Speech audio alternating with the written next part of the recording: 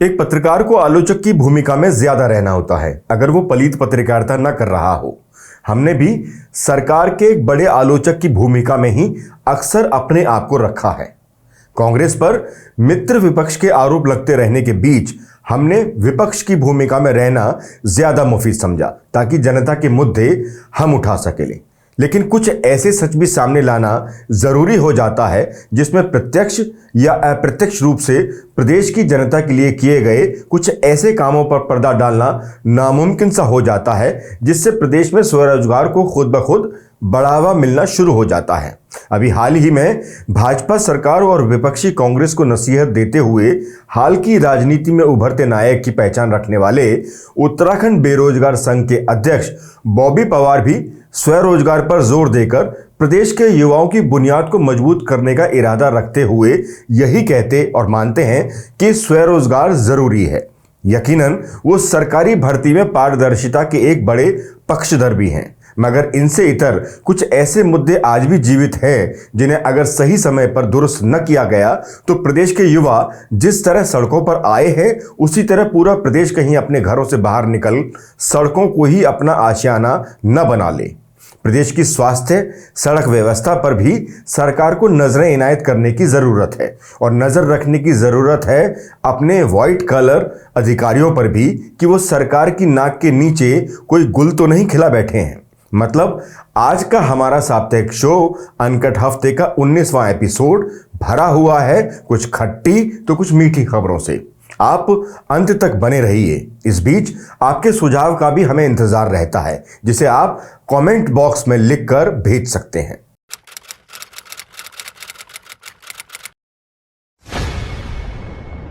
उत्तराखंड बनने के बाद से भले ही उत्तराखंड के लोगों को निराशा ज्यादा हाथ लगी हो, लेकिन कुछ काम उत्तराखंड में समय समय पर ऐसे हुए जिससे उत्तराखंड को नए पंख लगे हैं।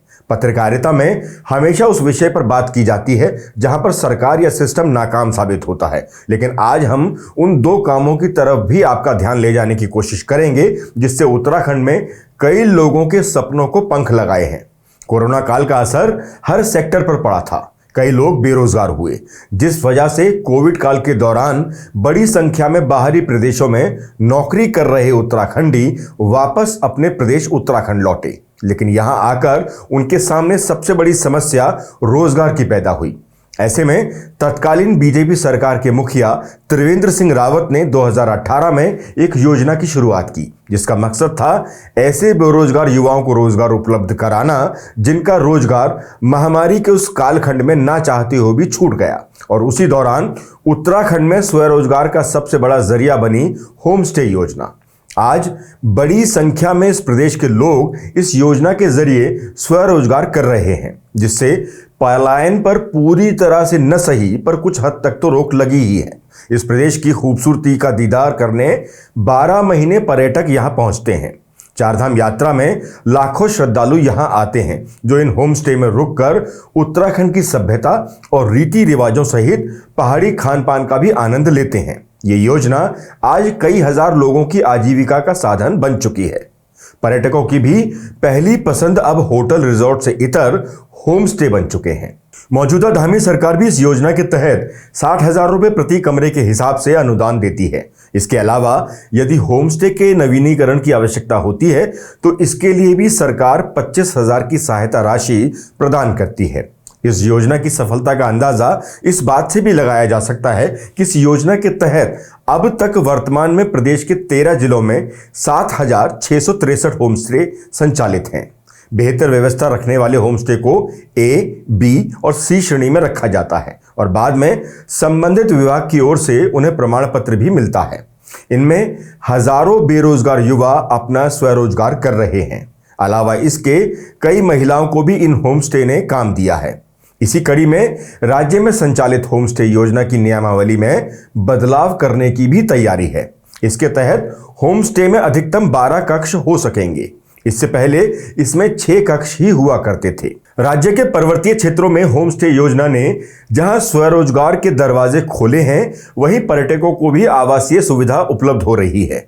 विशेषकर चारधाम यात्रा मार्गों के साथ ही पर्यटक स्थलों के आसपास स्थापित होम स्टे इसमें महत्वपूर्ण भूमिका निभा रहे हैं। होमस्टे को बढ़ावा देने के लिए प्रदेश सरकार वित्तीय सहायता देने के साथ ही पर्यटकों को दी जाने वाली आतिथ्य सेवाओं और मार्केटिंग का प्रशिक्षण प्रदान कर रही है, जिससे उत्तराखंड के लोगों की आर्थिकी भी मजबूत हो सके। इस योजना के तहत होम स्टे निर्माण के लिए 15 लाख तक का लोन देने की योजना है, जिसके लिए 50% सब्सिडी सरकार द्वारा दी जा रही है। इस योजना की कामयाबी का एक उदाहरण आप इस बात से भी समझ सकते हैं कि पर्यटकों की पहली पसंद होम स्टे बनते जा रहे हैं। एक आंकड़े के मुताबिक उत्तराखंड प्रदेश में आने वाले पर्यटकों में 10% लोग सरकारी रेस्ट हाउसों में रुकना पसंद करते हैं, जबकि प्राइवेट होटलों और रिजॉर्ट में रुकने वालों की संख्या 25% है। इन सबसे ऊपर के पायदान पर अब सबसे ज्यादा 47% लोग होम स्टे में रुकना पसंद करते हैं। इसी से आप इस योजना की बढ़ती कामयाबी का अंदाजा लगा सकते हैं। इस योजना से एक अनुमान के मुताबिक प्रत्यक्ष रूप से 35,000 लोगों को रोजगार से जोड़ा है, जबकि कई हजार लोग अप्रत्यक्ष रूप से इससे जुड़े हुए हैं। इसके अलावा उत्तराखंड की फिल्म नीति भी अब खूब फल फूल रही है। कई फिल्म निर्माताओं की पहली पसंद उत्तराखंड बन रहा है, जैसा कभी कश्मीर को लेकर हुआ करता था। अब तेजी से फिल्म निर्माता उत्तराखंड की तरफ रुख कर रहे हैं। उत्तराखंड के मुख्यमंत्री पुष्कर सिंह धामी ने नई फिल्म नीति 2024 को मंजूरी दे दी है। उत्तराखंड प्रदेश में बनने वाली फिल्मों की शूटिंग फीस भी माफ की जाती है। साथ ही क्षेत्रीय भाषा की यदि फिल्म का निर्माण राज्य के भीतर किया जाता है तो 2 करोड़ तक की सब्सिडी भी दी जाती है। उत्तराखंड फिल्म निर्माण का हब बनने से राज्य के खूबसूरत पर्यटक स्थलों को देश दुनिया में नई पहचान भी मिल रही है। इससे कई युवाओं को रोजगार भी मुहैया हो रहा है। सरकार ने राज्य में गढ़वाली, कुमाऊनी, जौनसारी फिल्म बनाने वालों के लिए सब्सिडी 8 गुना बढ़ा दी है। इसके साथ ही नई फिल्म नीति में फिल्म विकास परिषद का गठन करने का प्रस्ताव है, जिसमें 15 सरकारी गैर सरकारी सदस्य होंगे। उत्तराखंड एक फिल्म शूटिंग डेस्टिनेशन के रूप में फिल्म निर्माताओं की पसंदीदा जगह बनती जा रही है। यही वजह है कि राष्ट्रीय फिल्म पुरस्कारों में उत्तराखंड राज्य को मोस्ट फिल्म फ्रेंडली स्टेट का अवार्ड भी मिल चुका है। हिंदी या संविधान की 8वीं अनुसूची में शामिल सभी भाषाओं की फिल्मों की सब्सिडी में वृद्धि की गई है, जिसके तहत अधिकतम सब्सिडी को 1.5 करोड़ से बढ़ाकर 3 करोड़ किया गया है। पर्वतीय क्षेत्रों में नई शूटिंग लोकेशन को बढ़ावा यानी नई लोकेशन शूट करने पर अतिरिक्त अनुदान 5% तक की व्यवस्था की गई है। फिल्मों में मुख्य रूप से राज्य के स्थानीय कलाकार, टेक्नीशियन को शामिल किए जाने पर अनुदान के रूप में अधिकतम 10 लाख रुपए तक की प्रोत्साहन राशि देने का भी प्रावधान नई फिल्म नीति में किया गया है।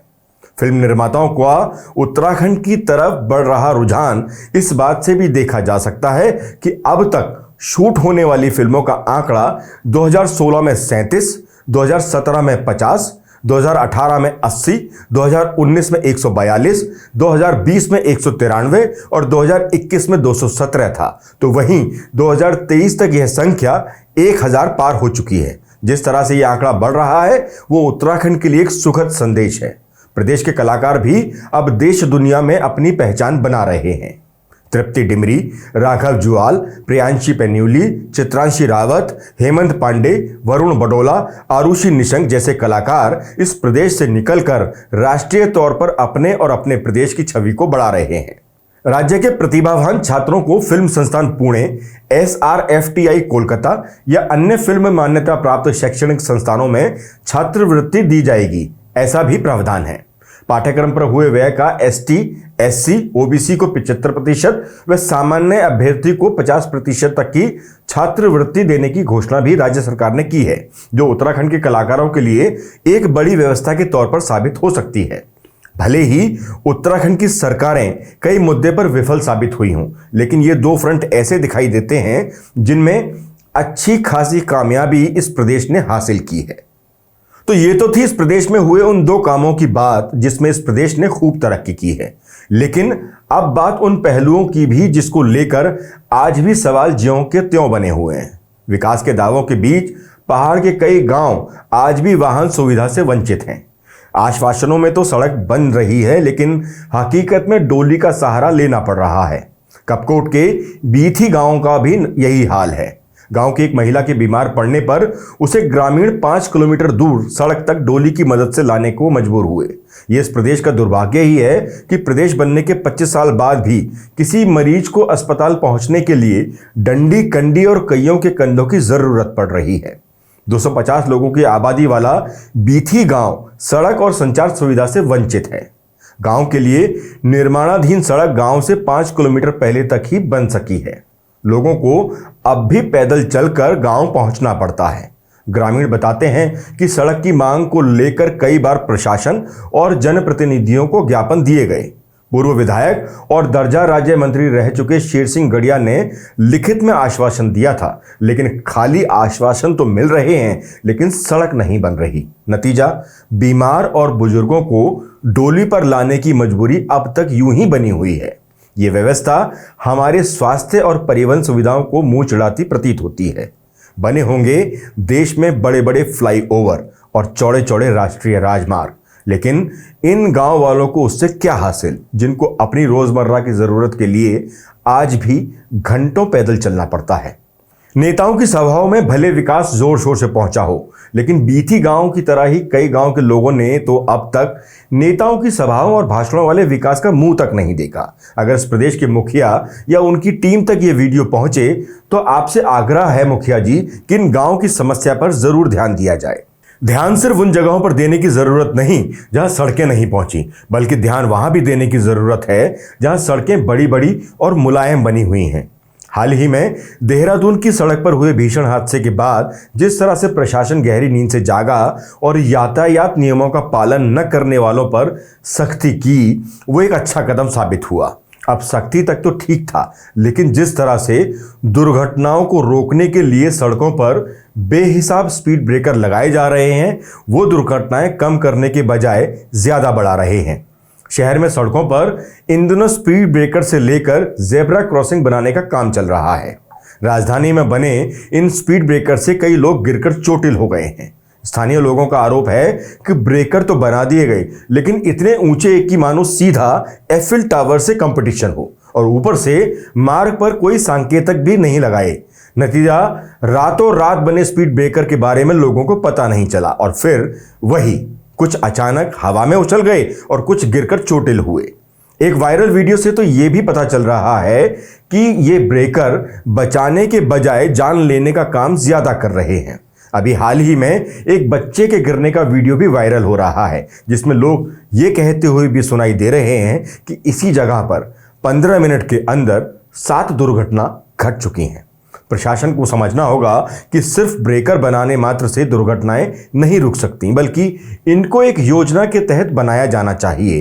हालांकि इन ब्रेकरों से स्पीड में कमी जरूर आती है, लेकिन इस तरह से इनको न बनाया जाए कि किसी को अपनी जान गंवानी पड़ जाए। ऐसी घटनाओं के बाद कई जगह अब इनको हटा भी दिया गया है। इन सब खबरों के बीच हल्द्वानी से भी एक हैरान कर देने वाली खबर सामने आई, जिसने हमारे सिस्टम की पोल खोल कर रख दी। जहां एक बहन को अपने भाई के शव को ले जाने के लिए एम्बुलेंस मिली नहीं, मजबूरी में उसे एक वाहन की छत पर शव बांधकर अपने घर ले जाना पड़ा। हल्द्वानी में भाई का शव गाड़ी की छत पर बांधकर घर ले जाने को मजबूर बहन की खबर ने इंसानियत और सरकारी सिस्टम को झकझोर कर रख दिया, जिसके बाद स्वास्थ्य विभाग की खूब किरकिरी हुई। इस घटना के बाद मुख्यमंत्री पुष्कर सिंह धामी ने आदेश दिया कि मृतक व्यक्ति के शव को उसके घर तक पहुंचाने के लिए आर्थिक समस्या होने पर एम्बुलेंस के माध्यम से शव को घर तक पहुंचाने की व्यवस्था भी जिला अधिकारी अपने स्तर से करेंगे। लेकिन इस घटना पर हमारे स्वास्थ्य मंत्री की तरफ से कोई भी कार्रवाई या बयान अभी तक आया नहीं। वैसे कार्रवाई तो इस प्रदेश में अवैध खनन करने वालों पर भी होनी चाहिए। जिस तरह से कोर्ट की रोक के बाद भी बड़ी बड़ी मशीनों से अवैध खनन होता है, वो जग जाहिर है, लेकिन प्रशासन की मिली भगत से नदी नालों का सीना बेधड़क चीरा जा रहा है।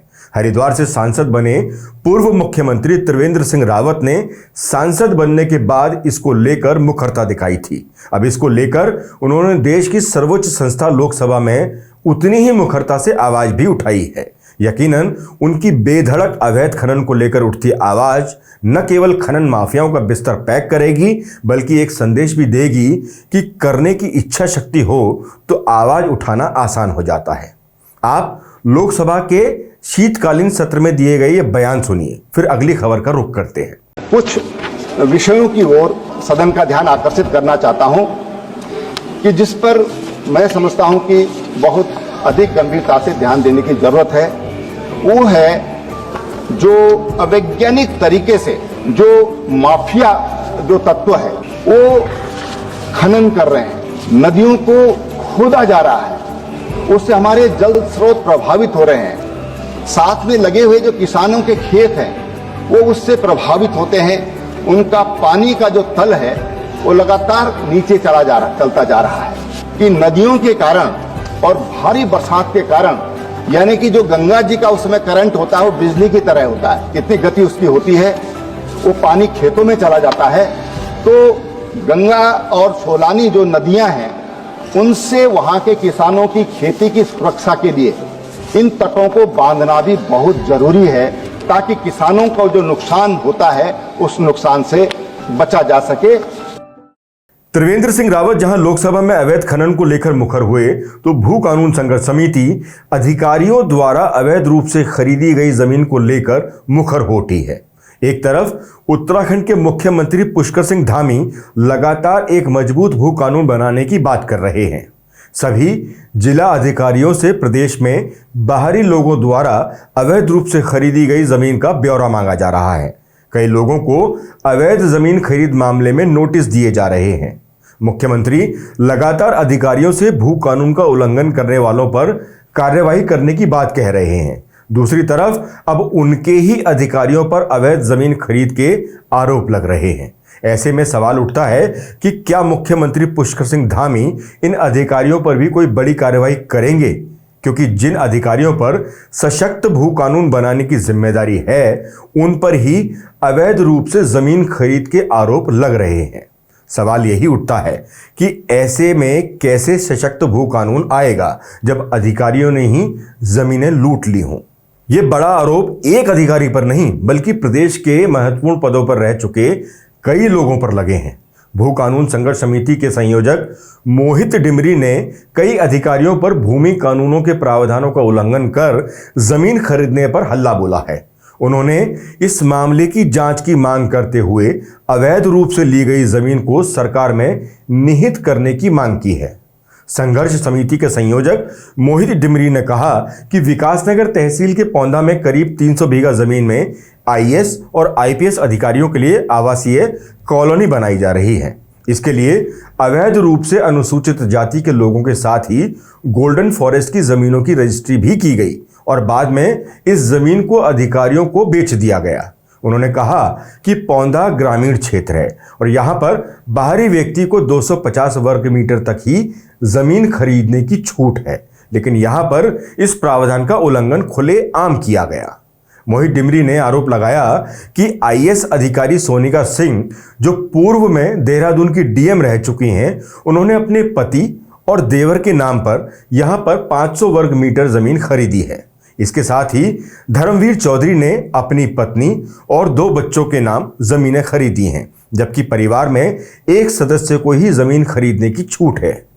कनम्मा लोगानाथ ने 999 वर्ग मीटर, मनोज गोयल ने स्वयं एवं अपनी पत्नी विपाशा शर्मा के नाम 500 वर्ग मीटर, संजीव कुमार जिंदल ने अपनी पत्नी रितु जिंदल के नाम पर 405 वर्ग मीटर, सौजन्या ने 500 वर्ग मीटर, अमित कटारिया ने 2 प्लॉट 374 वर्ग मीटर और 249 वर्ग मीटर खरीदे हैं। इस तरह अन्य कई आईएएस और आईपीएस अधिकारियों ने अवैध रूप से यहां जमीनें खरीदी हैं। पौंधा में दिशा 1 और दिशा 2 नाम से 2 प्रोजेक्ट चल रहे हैं 300 बीघा जमीन पर, और इस जमीन पर आईएएस, आईपीएस और पीसीएस अधिकारियों को प्लॉट आवंटित किए गए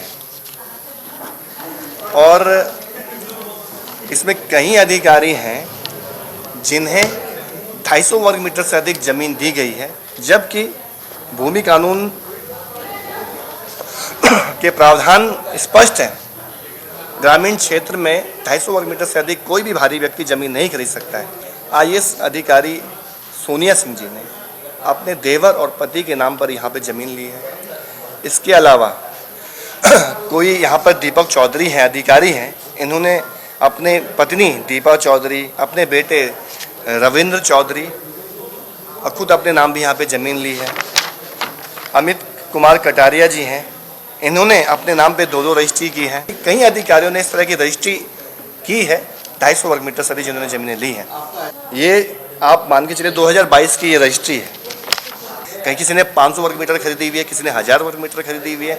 ये सारा रिकॉर्ड है, आप इसको देखेंगे आपको समझ में सारी चीज़ें आ जाएंगी। तो हम चाहते हैं कि इसकी जांच होनी चाहिए, इन अधिकारियों के खिलाफ जांच होनी चाहिए जिन्होंने इस कानून का उल्लंघन किया है। मोहित दिमरी ने कहा कि पौंधा अनुसूचित जाति के लोगों की भी जमीन खरीदी गई, जबकि यूपी जमींदार विनाश व भूमि सुधार अधिनियम की धारा 157A में स्पष्ट प्रावधान है कि जिलाधिकारी की अनुमति के बिना एससी की जमीन कोई भी नहीं खरीद सकता। यहां बिना अनुमति के ही एससी की कई बीघा जमीन खरीद ली गई। इसके अलावा गोल्डन फॉरेस्ट की जमीन जिसे सरकार में निहित किया जा चुका है, उस पर भी धड़ल्ले से अवैध रजिस्ट्री हुई है। गोल्डन फॉरेस्ट की जमीन का मामला राजस्व कोर्ट में विचाराधीन है और प्रॉपर्टी ट्रांसफर एक्ट की धारा 54 में स्पष्ट प्रावधान है कि सब जुडिशियस मामले में किसी भी जमीन को खरीदा और बेचा नहीं जा सकता है।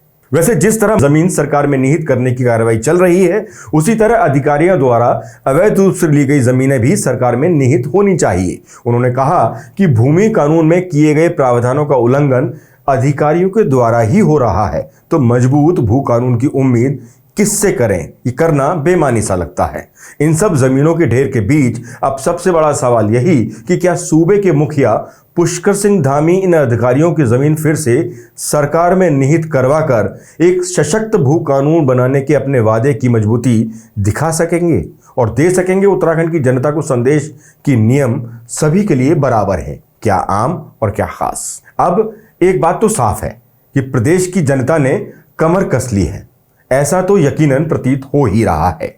बुनियादी सुविधाओं के अभावों के बीच रहने वाले प्रदेश के लोग अब बचे हुए अपने हक की तलाश में घरों से निकल तो पड़े ही हैं। फैसला अब सरकार को लेना है कि बाहरी राज्यों से आए भले उत्तराखंड में नौकरी कर जीवन यापन कर रहे हैं, वो चाहे अधिकारी हों या फिर कर्मचारी, नियम को तोड़ने का अधिकार तो किसी को भी नहीं। विशेषकर उनको तो ये बात समझनी ही होगी जिन पर नियम बनाने की जिम्मेदारी है, नहीं तो लोग बरबस ही कहने लगेंगे कि चौकीदार ही। खैर, आज के इस वीडियो में बस इतना ही। जय हिंद, जय उत्तराखंड।